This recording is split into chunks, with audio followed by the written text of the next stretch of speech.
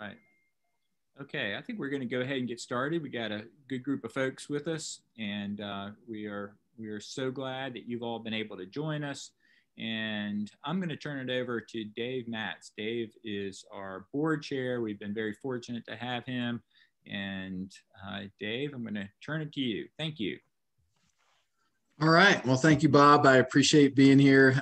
This is a new and interesting world that we're all in here. We want to just thank you for joining us virtually. We hope that you get a snack and a drink. We can't provide that for you this time around, but we hope to next year. I want to just give a special thank you to all the MountainTrue board members, as well as the staff, for a fantastic year this year. It's been obviously very challenging for all of us, and they have really stepped up and done a wonderful job. So thank you to board members and staff.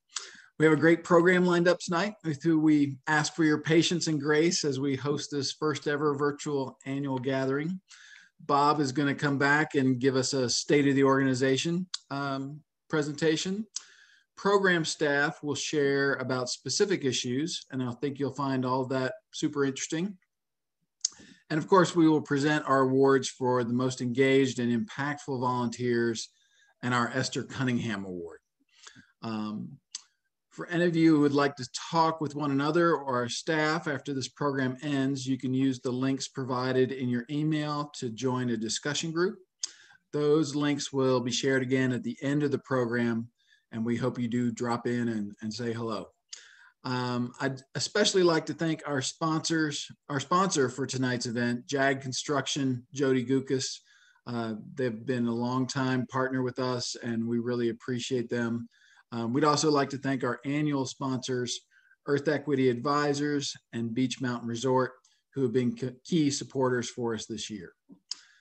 Lastly, I just want to thank all of you for your financial support, for volunteering, for your advocacy on critical environmental issues, and just being engaged with MountainTrue. This is especially challenging this year, and we appreciate all of your support, however that may come. This work would not happen without you. And now we're going to have a short video highlighting some of our work this year. Kareem, if you will please play the video that's all ready to roll.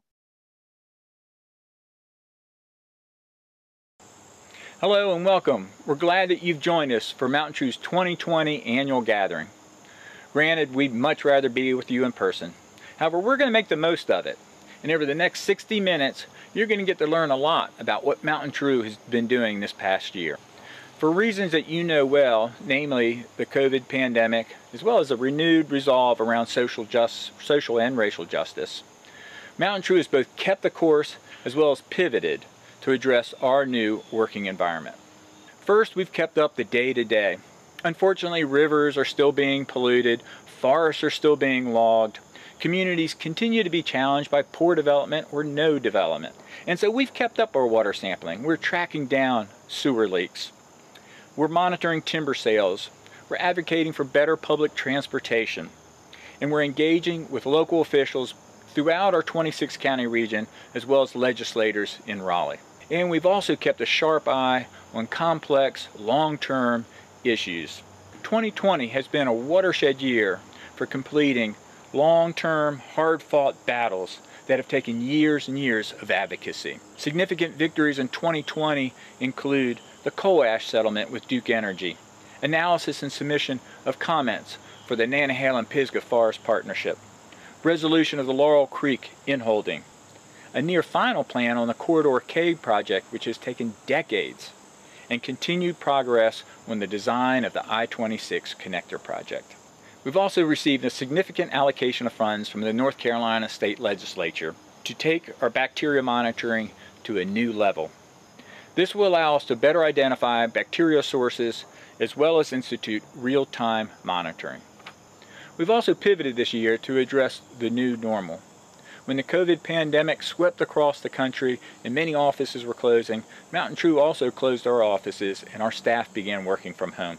Fortunately, we were prepared to work remotely, and this did not significantly impact our work. Our program staff are still getting out to the forest and the rivers, and like many of you, we've become adept at doing Zoom meetings. We also know you enjoy our outings and events. So after months and months of not doing any events, we've established COVID safety protocols and are now hosting paddles and hikes that meet these standards. Also, as calls for racial justice escalated this summer, MountainTrue, along with many other environmental organizations, including the Sierra Club and the Audubon Society, have recognized that we have been beneficiaries of systems that discriminate against people of color.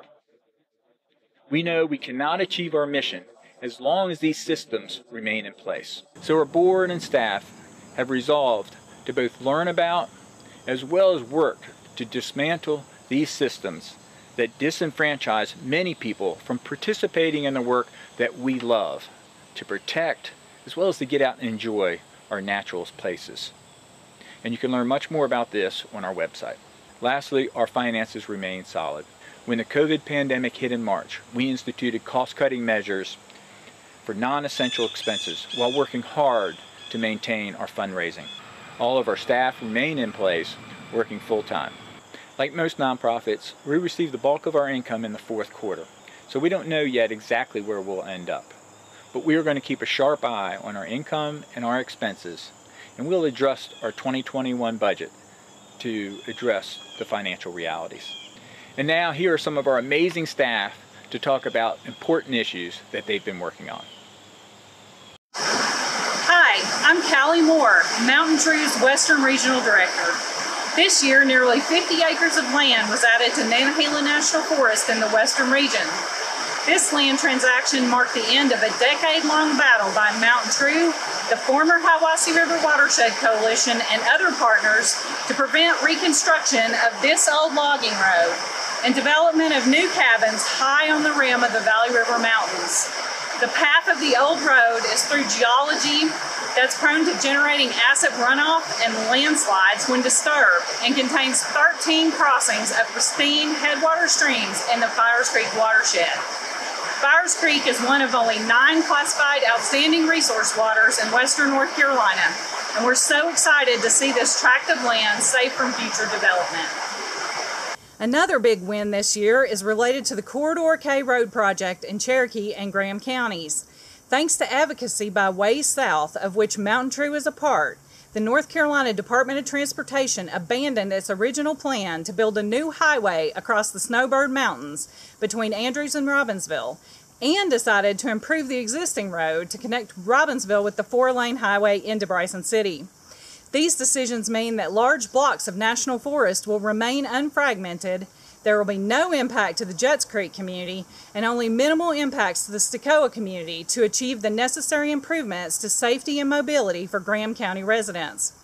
We also successfully advocated for a planted land bridge to allow wildlife and hikers on the Appalachian Trail to safely cross the new wider road. MountainTrue's Bob Gale has worked on this project for more than 20 years, and it feels great to be closing the books on this project with such a win-win solution for Graham County's transportation needs. I'm Hartwell Carson, your French Broad River keeper, and I'm standing here on the Craven Street River access on the French Broad River after 2 days of pretty steady rain, and the river is predictably chocolate milk colored and polluted. So the story of the French Broad River is similar to the story of a lot of American rivers. It was grossly polluted prior to the passage of the Clean Water Act. Wilma Dykeman, who wrote the book The French Broad River, said the river was too thick to drink and too thin to plow. Passage of the Clean Water Act led to dramatic water quality improvements in the French Broad River as well as around the country. And we've kind of taken those improvements for granted because the river has really plateaued. We're no longer getting cleaner every year, and in a lot of instances we're actually getting dirtier. A lot of that pollution is coming from runoff. It's after rain events like this, you have runoff from agriculture land, you have runoff from construction sites, and you have runoff from urban areas such as the city of Asheville and the city of Hendersonville that create the problem that we see here, which is a river that is really too polluted to swim in and not meeting the goals of the Clean Water Act to be fishable and swimmable. And because of that, we started thinking bigger. What do we really need to do to make sure the river is clean now, but also clean for future generations? We came up with the I Love Rivers campaign. and it's a campaign to look at the big picture, the 30-foot thousand level. What do we have to do to make sure we're protecting our waterways? After launching the I Love Rivers campaign this summer, our first action was to call on the City of Asheville to set up a stormwater task force. This was to look at the hard problems of why stormwater from the City of Asheville is polluting the French Broad River. The city had refused to take action, but thanks to over 800 of you who pressured the city, we're now in the process of setting up that task force and really examining the hard questions of why stormwater is polluting our stream. Setting up the Stormwater Task Force was our first victory, but we're going to continue to roll that momentum into looking at bigger and better changes, including better spill notification so we know when we're swimming or recreating in sewage contaminated water, support for agriculture so we're fencing cattle out of stream, better stormwater regulations across the board, increased fines for sewer overflows, all the things that we need to do to make sure that our waters are fishable and swimmable, and we finally meet the goals of the Clean Water Act. But we can't do that work without your input, so thank you for your support. Hi, I'm Julie Mayfield. I'm one of MountainTrue's co-directors. In July, MountainTrue joined a coalition of environmental groups to sue the Trump administration over an industry-friendly rewrite of the National Environmental Policy Act. Represented by the excellent lawyers at the Southern Environmental Law Center, our lawsuit alleges that the Trump administration threw out decades of policies that require that major federal policy changes are done fairly and transparently. If allowed to stand, these changes to NEPA, which is often called the Magna Carta of environmental laws, will diminish public input into major federal projects, further diminish the voices of communities that have long suffered from environmental injustices, and mask the full impact of these major projects. NEPA is the framework that MountainTrue uses in most of our forest and transportation work. For every timber sale, every forest management decision, the National Forest Management Plan, and every road and highway project, NEPA is the law that allows the public to participate in those decisions, that allows MountainTrue to leverage changes to these projects, and that allows our voices to be collectively powerful. The changes enacted by the Trump administration will change all of that. NEPA is a tool of democracy. It is a tool of the people, and we will not stand idly by while the Trump administration eviscerates it. Our initial attempt to delay the effective date of the rules was not successful, but we will continue to fight as long as it takes. Hi, I'm Gray Jernigan. I'm your Southern Regional Director and Green River Keeper with MountainTrue. And I'm David Caldwell, your Broad River Keeper. We're here in Cliffside today to talk about the recent coal ash victory. This year, MountainTrue members and supporters put the capstone on our years-long campaign to get Duke Energy to clean up its coal ash mess here in Cliffside. To rewind, the unlined ash pits at the Cliffside plant have been seeping toxic chemicals and heavy metals into area groundwater in the Broad River for decades. After the Dan River spill, the General Assembly passed legislation forcing Duke Energy to come up with plans to close all 14 of their coal ash pits in North Carolina. Here in Cliffside, Duke Energy wanted to cap the coal ash in place in huge pits that were sitting in groundwater right beside the river. That meant that the coal ash would have continued to leak into area groundwater in the Broad River indefinitely. You all mobilized.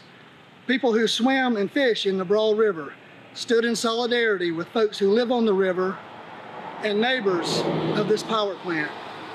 You showed up to public hearings, sent letters to the governor and DEQ, and you made a difference. You made your voices heard, and DEQ listened. Then they forced Duke Energy to fully excavate the coal ash at Cliffside and move it into lined, covered landfills. From the very beginning, MountainTrue said we'd settle for nothing less than full excavation at Cliffside to protect the environment and local communities. This year, MountainTrue, represented by our attorneys with Southern Environmental Law Center, settled our lawsuit against Duke Energy. The legal settlement sets this in stone. Finally, Duke Energy is legally obligated to clean up Cliffside. Coal ash is nasty, toxic stuff, but because of you, we've won a future free from the pollution of coal ash. Hi folks, my name's Josh Kelly. I'm the public lands field biologist for MountainTrue, and I want to talk to you a little bit about Nantahala and Pisgah National Forest, two of the most beloved national forests in this entire country of ours. As you probably know, Nantahala and Pisgah National Forest have been revising their land management plan for over 1 million acres. And this has been a long process. It's been ongoing since 2013. Back in 2014, things weren't looking so good. About 70% of the forest was proposed to be in a management area that emphasized timber harvest. And you know, we've got a lot of really special places in our forest. Thanks to you and thousands of other people in the public, this year, Nantahala and Pisgah National Forest released a draft forest plan that included a range of alternatives that really had all the building blocks that we needed to come up with a good final plan. MountainTrue provided lots of resources for our members to respond to the forest plan. Initially, we had planned on doing community meetings in 8 communities across the mountains, but the pandemic made that impossible.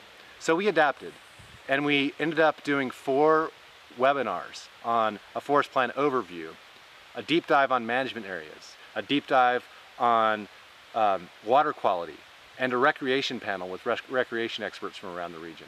We also had a tremendous number of resources on our website, including a full analysis of the forest plan for folks to draw on for their own comments, including an analysis of backcountry recreation in the plan, and also some information on carbon sequestration and the importance of forest to carbon sequestration in the forest plan and how those things fit together. All the work that MountainTrue and our members put in showed up in the comment period for the forest plan. We had over 500 of our members submit comments, and over 80 of those comments were personalized, very detailed, very knowledgeable, and very passionate comments that I believe will make a huge difference. We all share these lands. We all help to pay for them. We all have a stake in these lands because we are all owners of these lands. Clearly, as MountainTrue members, you all care about these wonderful mountains that we share with not only lots of other people, but thousands of species besides ourselves. And these mountains are so special. They are probably the most diverse region in the continental United States when you sum up all the diversity of the different types of species that live here. And they have been a refuge through deep time for these lineages. And they can be a refuge for us too. If we steward this place and take care of it, these lands and waters will take care of us. Even though the last opportunity for official public comment has ended in the forest plan revision, there's still at least a year to go before a final plan is released. And we're so glad that we can count on our members to be there with us, to continue advocating to the Forest Service, and to stand up for a good plan at the end of the day, because we're going to continue to need you. Thank you so much. Hi, I'm Andy Hill, Watauga Riverkeeper and High Country Regional Director of MountainTrue. We're here on the Watauga River at the historic Wards Mill Dam. Removal of the Wards Mill Dam will reconnect 140 river miles of the Watauga River Basin, ensuring survival of threatened and endangered species like the hellbender salamander, the green floater mussel, and the tangerine darter. Thank you for making this work possible. It's been a hugely personal project for me and a long-term dream of mine to see this dam removed and restore 140 miles of connectivity to our watershed. And what connectivity means is biodiversity. So species below the dam can now meet species above the dam and grow their population. And what that will allow is greater connectivity and guaranteed enhanced long-term health for the ecosystem. This project has been many years in the making. It wouldn't be possible without your support. Behind me you can see the dam and its impoundment. And I can tell you we spent many nights scuba diving and snorkeling both above and below the dam across the watershed, doing habitat assessments, species trend counts for our environmental impact study as part of the permit process. So not only is this dam a watershed-wide connectivity project, but it's also helping us gain a better understanding of the effects and positive benefits of river connectivity, habitat, and watershed health. So we're doing species trend counts on hellbender salamanders, which are nocturnal. So we've got an ASU research team out here diving at night with lights, counting hellbenders, exploring habitat. And that's been a hugely beneficial part of this project that wouldn't be possible without the funding provided by our membership and their support.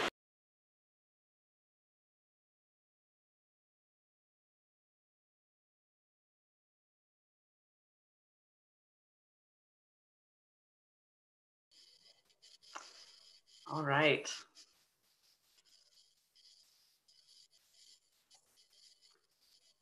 All right, hopefully you all can see me. I am not sure about that because I can only see, okay. I'm hearing that you can see me. I can't see myself on the screen, but that's all right. So thanks very much. Again, I'll just welcome you all here. And so you can see from the video that we have not skipped a beat this year in our work. And you all are very important to our work, but obviously also our staff is incredibly important to our work. And I just would like to take a minute and ask you all to join me in thanking our incredible staff that makes all of this possible. And as you heard in the video, many of whom have been working on these issues for years and years. So thank you very much to the MountainTrue staff. It is an honor. I say this on behalf of Bob and myself. It is an honor to work with you. So we have a few more things to do tonight. The first thing I'm going to do is announce the winner of the paddle raffle. So for the last month, some of you may know that we have been raffling off a paddle. These are paddles that are handmade by our Broad River keeper, David Caldwell, who you saw in the video. And there's a canoe paddle and a kayak paddle, and the winner of the raffle gets to pick whichever one they want. And the winner of the raffle is Audrey Whetten, W-H-E-T-T-E-N. And Audrey, someone will be in touch with you about how you can claim that paddle. So congratulations. All right, one of the things that we are not doing tonight that we normally do at our annual gathering is vote on board members. And the reason we're doing that is because our board, we're actually pretty happy with our board. It's a good size, it's the right size. We feel like we have the right geographic diversity. We didn't have any big holes that we needed to fill. So we're just gonna stick with the board we have. We will come back to you next year with new board members because we will have some board members rolling off. But we're good with where we are right now. We are also, so what the rest of the program is really going to be the awards that we give to our volunteers and others. We actually do have physical awards that we will be sending them. We do not have we obviously don't have those right now to give them, but we will be sending them. And so with that, I am going to pitch it to Gray Jernigan, who is going to give us the first award.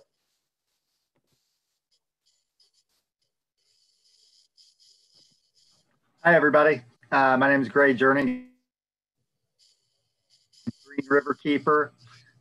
Very privileged to be giving this award to a special volunteer of ours, Suzanne Hale. Suzanne lives in Hendersonville.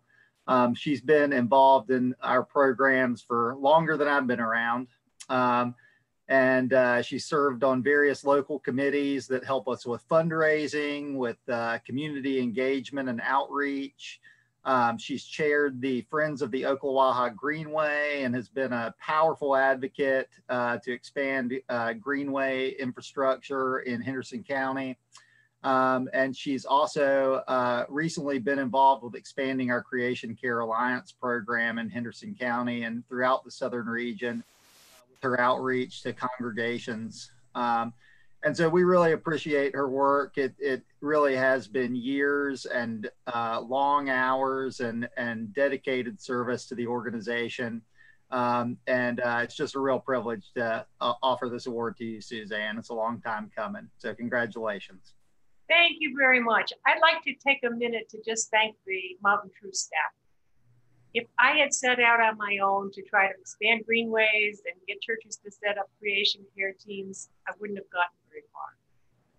But with the expertise, the encouragement, and the mailing list of MountainTrue, it's been easy. So thank you all. Thank you, Suzanne. Thank you again and congratulations. And next up, I'll pass it to our Western Regional Director, Callie Moore.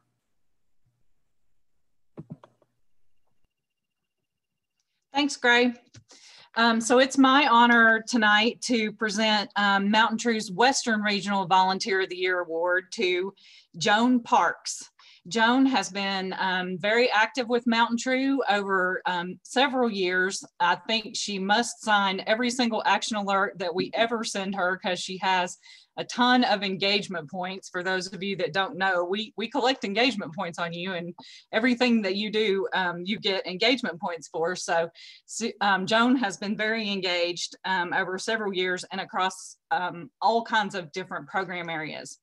Joan has also recently engaged with MountainTrue through Creation Care to try to get a Creation Care local group set up in her church in Bryson City.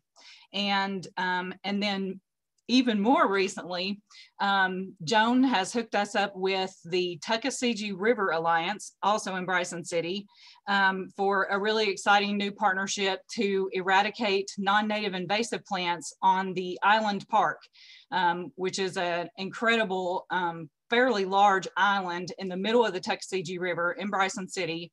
It has a great ton of potential, but it is completely covered with non-native invasive plants. And the Tuckasegee River Alliance is a relatively new, young, small group that would like to see Island Park become the meet the potential that it has to be a real community asset, as well as the river between Island Park and downtown Bryson City. And so MountainTrue is really excited about this new partnership, and we pretty much owe that all to Joan. So congratulations, Joan.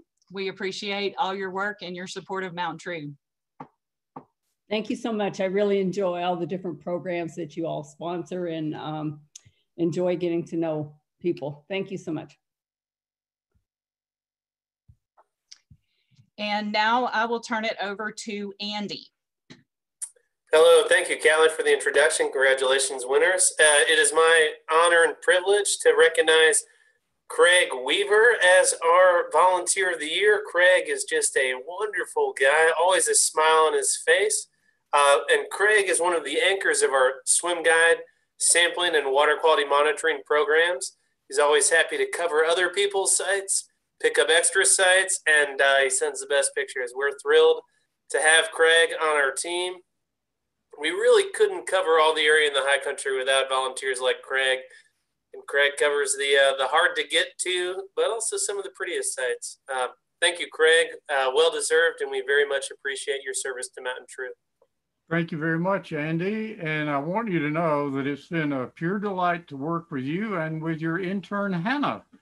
Hannah Woodburn, and you have made it easy, and the procedures are clear, and I have a great time seeing the elk and the Watauga every week. Excellent. Thank you, Craig. We're going to pass it over to Scott Hardinieri. Thank you, Scott. Thanks, Andy. I'm Scott Hardinieri, Director of the Creation Care Alliance, and I have the privilege of honoring Maureen Linneman today, as she's the Central Regional Office Volunteer of the Year. Maureen is a longtime volunteer in many areas in Asheville and Buncombe County. She shares her love with Jubilee community, faith community. She's engaged in social justice and environmental care and the emotional health of many people. When I think about Maureen, I think of a tree. I think about roots. Maureen is grounded. She is embodied. She's offered different spiritual practices and events in the out of doors, engaging people in these grounding practices of prayer and care for the nature and the environment. She uses her voice to resist, to comfort, and to sing with the Green Grannies.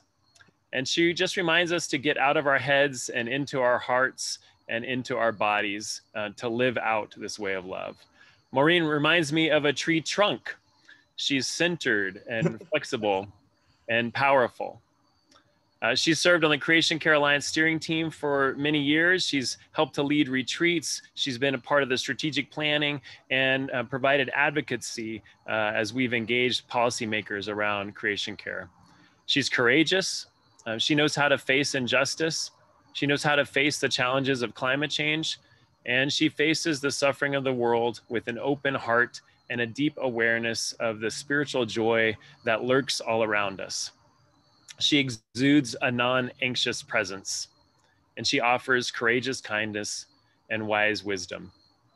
Maureen reminds me of branches. We got branches and leaves left, just so you know. Like a tree, she's providing home and shade and protection. She reaches out to others with generosity, with her time and resources, offering space to family members, friends, and neighbors. She co-hosted and she has hosted the Eco Grief Circle's planning conversations in her dining room for many months as the work of the Eco Grief Circle emerged. These groups have been ongoing since the middle of summer. They've emerged as pivotal supports for people and communities as they navigate the emotional and spiritual challenges of this time in human history. Maureen also reminds me of the leaves of a tree. She reminds us to breathe, to conspire with life, and she's also attracted to sun. She likes solar power, to be sure, but she also brings others into the light of compassion, justice, and love. Maureen, thank you for being a teacher to me and to many others. Thank you for living a life worthy of comparison to a tree. Thank you for teaching us and serving your planet and her people. Thank you, Scott, for your beautiful words. And to MountainTrue and Creation Care Alliance, which is really a community of people who care for the natural world, for creation. Thanks. Thank you. And now I turn it over to Julie Mayfield as she shares her presentation. All right. I am, again, I hope you all can see me. For some reason, I cannot see myself, but I'm going to trust that you can see me. One quick announcement before we move on to our next and final award. I did tell you that we weren't going to vote on any new board members, but we are going to have to vote on returning board members, but we will need to do that by email, so just look for that. So I have the incredible honor and pleasure of issuing our annual Esther Cunningham Award. MountainTrue presents this award annually in the name of Esther Cunningham, who was a Macon County resident. Her concern for Western North Carolina's forests prompted her to found the Western North Carolina Alliance, which of course is one of the precursor organizations to MountainTrue. This award is presented to a MountainTrue member who has demonstrated outstanding community service in conserving our natural resources. This year, we are honored to recognize a lifetime of service to environmental conservation and advocacy to this year's awardee, Representative Chuck McGrady.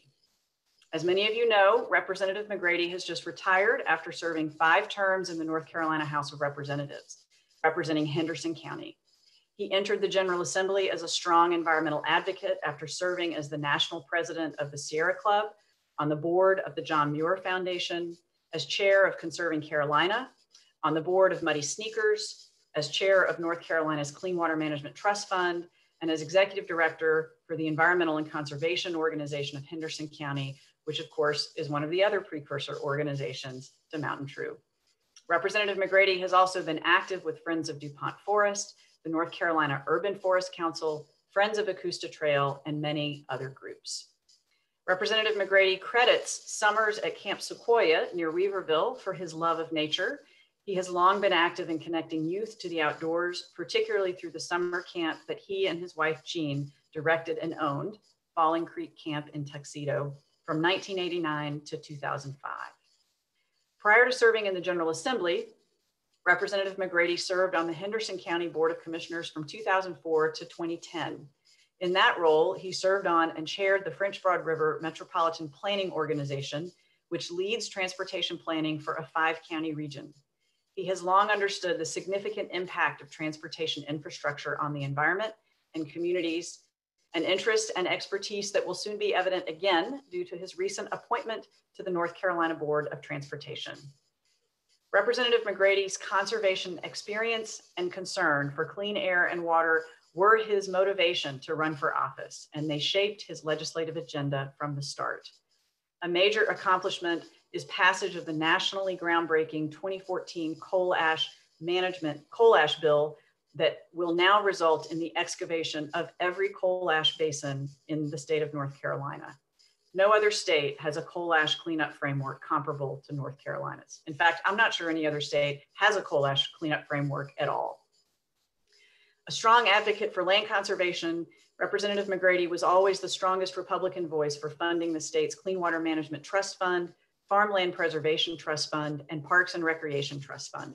And because he quickly moved up the ranks of the House Republican leadership to become one of the chamber's leaders on the state budget, he was in a position to make a difference. Representative McGrady secured renewed funding for the landslide hazard mapping program for Western North Carolina and new funding for hemlock restoration and environmental education. He also led efforts to create DuPont State Recreational Forest and advance state trails legislation. And he consistently opposed cuts to the Department of Environmental Quality in a General Assembly bent on diminishing its power and the resources available for environmental protection. Indeed, as he was often at odds with his Republican colleagues on environmental issues, some of his greatest environmental victories occurred in defeating or derailing harmful bills and significantly improving other bills, work that most of the general public never saw.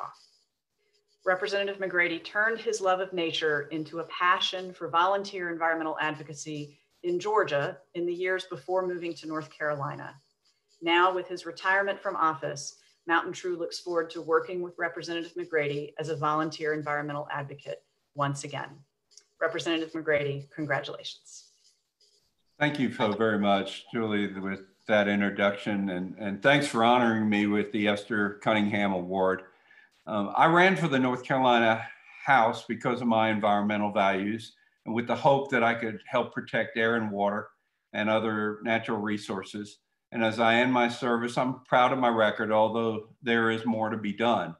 I'm most proud of the first in the nation coal ash management law that is effectively being used to clean up coal ash basins across the state.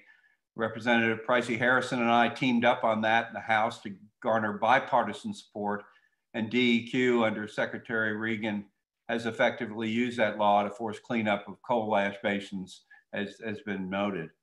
But I've also worked on a wide range of issues, from funding conservation trust funds to PFAS contamination in our water. I've successfully fought efforts to do away with the state's electronic recycling program, and I've passed legislation expanding our state's trail system. My only advice to those of you who care about protecting the environment is that you need to stay engaged.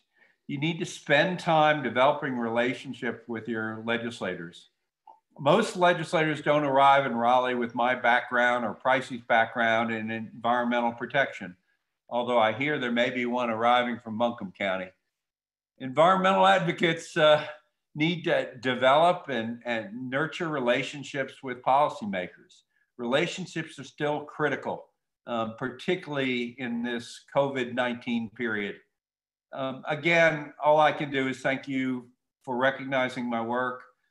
I intend to remain engaged, although I also intend to spend a lot more time outdoors, seeing and enjoying some of the places I've had a small role in protecting.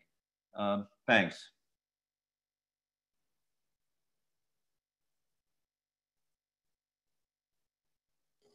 Great. Thank you, Chuck. And we so look forward to working with you and putting you to work in a very different way. All right. Now, so that is the main business of our event. I rest assured that MountainTrue will be hard at work again in the coming year. We are not letting up. We are not missing a step. And a whole lot of the things that you heard about in the video earlier in the program will continue on next year. Our I Love Rivers campaign, our Creation Care Alliance Eco Grief Circles, our regional speaker series, our work on I-26, which still is not yet finished, a very important timber sale that we are likely going to be challenging, an algae study on Watauga Lake. There's just so much more. So again, I want to thank our sponsor for this evening, JAG Construction, one of our region's leading green builders, and then also our annual sponsors, Earth Equity Advisors and Beach Mountain Resort. Now, We had a little bit of a transition here for people who are going to do this. We encourage you to do this. We are going to be moving from this Zoom webinar format into Google Groups, Google Meet, and Google Meetups, really, to talk about specific issues. And some of you who registered for those ahead of time will have gotten a specific link for that. And you can go to that email and click on that link to get in your Google group. Or I believe that Susan has put the links into the chat. So, and there they are. So you can click on whichever one you would like to go to, and we will see you there. If you click on the, whichever you do, just be sure to get out of this meeting so you don't have both going at the same time. All right, so again, all the best. Thank you so much for being here, and we hope to be with you in person next year. Thanks very much. Good night.